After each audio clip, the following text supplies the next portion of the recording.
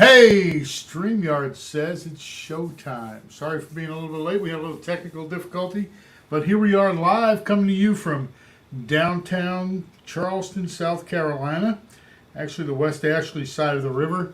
Um, I'm Greg Flanagan, and this is Fridays with Flanagan.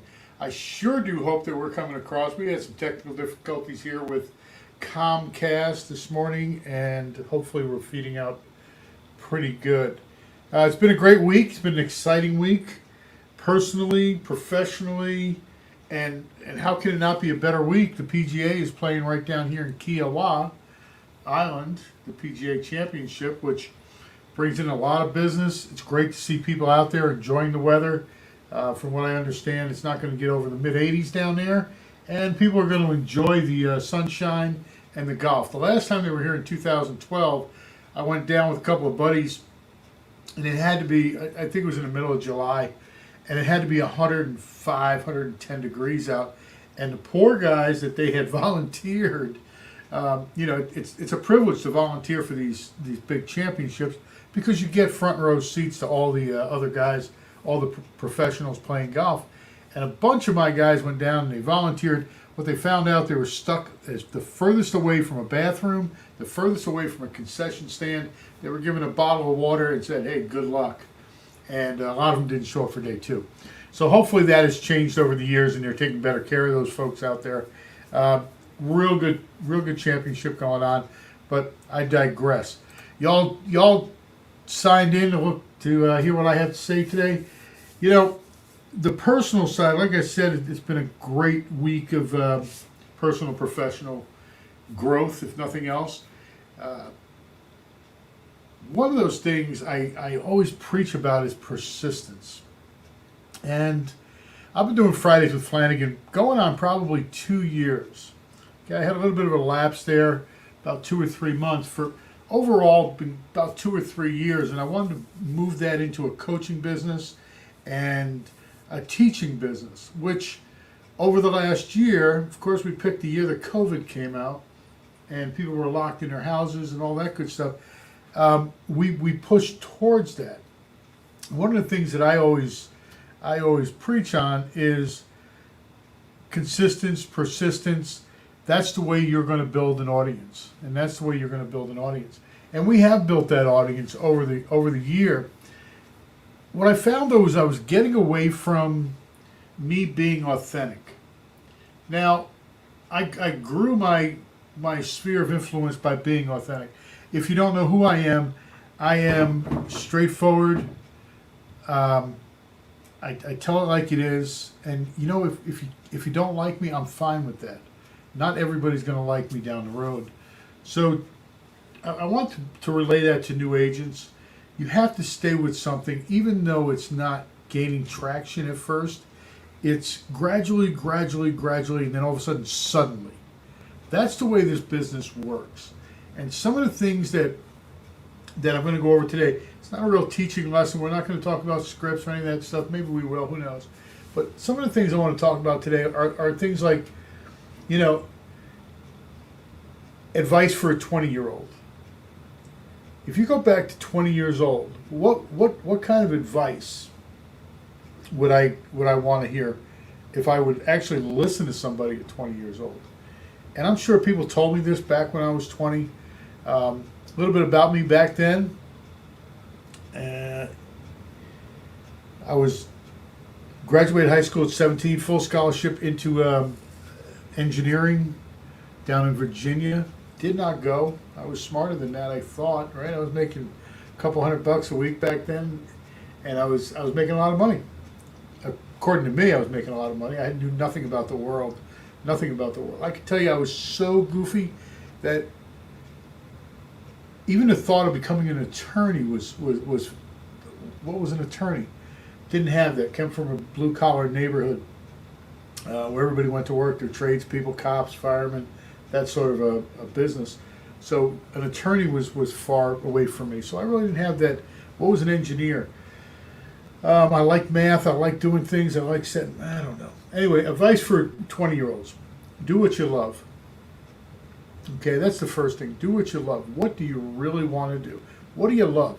I know people that went into sports and they did what they loved. Did they get paid a lot of money? No. Did they last 30, 40 years? No. They're still coaching and they're still loving it. And that's important.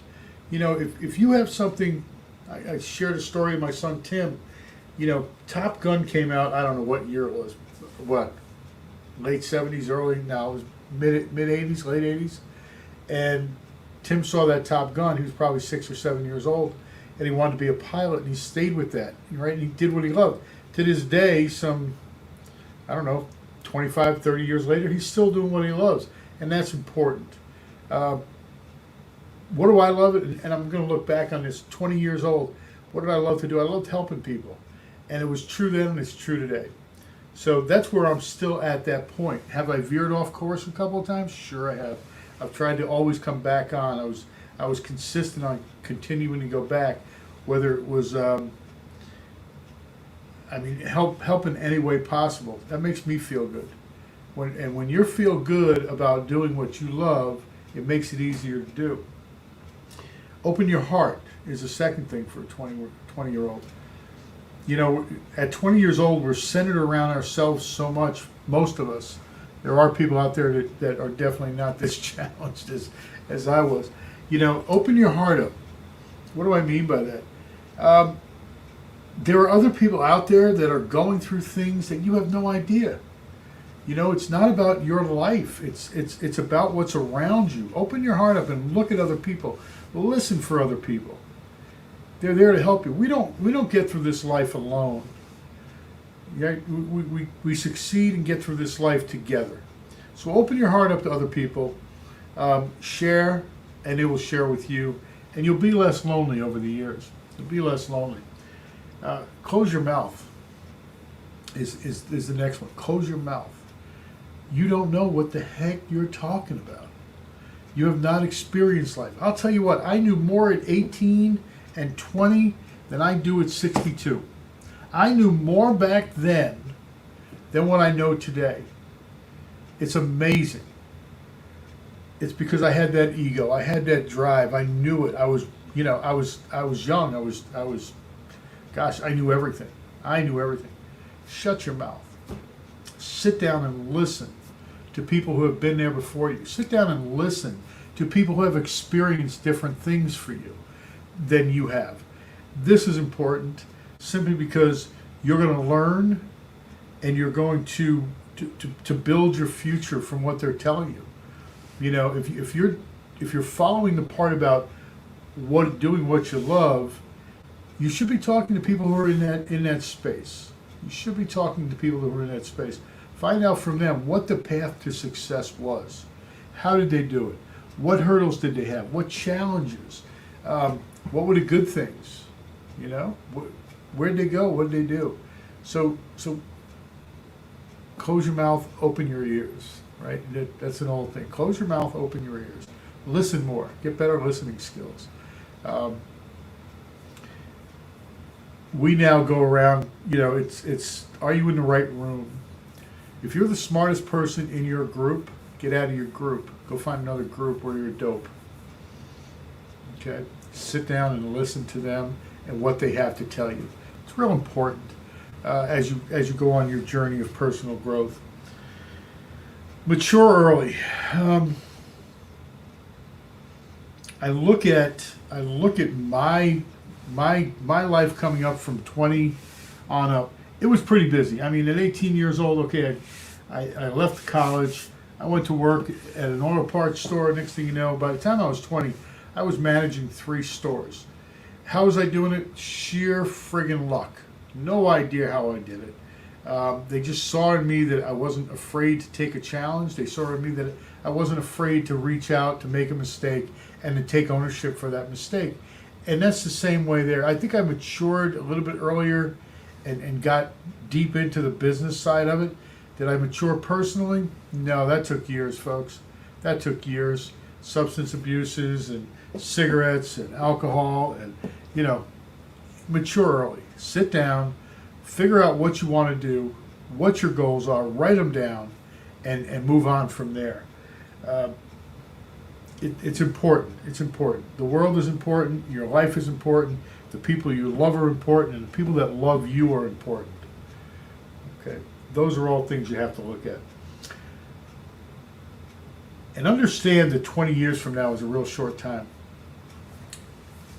I remember when I was probably 20, and I thought, man, if I can get through to 30, I got this thing licked. Running hard, playing hard, not really caring about other people and what they thought of me.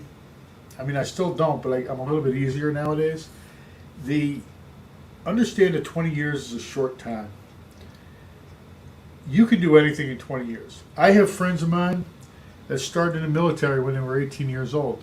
They are retired at 38. They had another career. They spent 20 more years in that career. They retired at 58. And now they're into their third career. Think about that. You can have 3 careers as you go through life, doing what you love. Doing what you love. There are 3, 4, 5, 6, 7, 8 opportunities every time you want to change and grow or build yourself. There's an opportunity. So decide what you want to do in those first 20 years and focus on it. Be consistent about it and just keep going. It's real important. I've already hit mid-40s and 80s. Anyway, it's going to be a short conversation today. I wanted to get through the consistency, the persistency, that it's going to make a difference in your career. We're starting up a new team here in Charleston, and I've got newer teammates that are on my team, new agents, many of them with no sales. And I can't stress enough that you've got to do your 2 hours a day in lead generation in order to make it in this business. Don't look at me. I mean, I still do some lead generation. Don't look at me. I did my lead generation 15 years ago, right? I did it for 10 years. I'm just riding on the coattails of my database right now. And I hate to admit that, but that's what I'm doing. I'm kind of busy on the other side. You can do the same thing. Work now, work hard, put your effort in there, persistent, consistent work.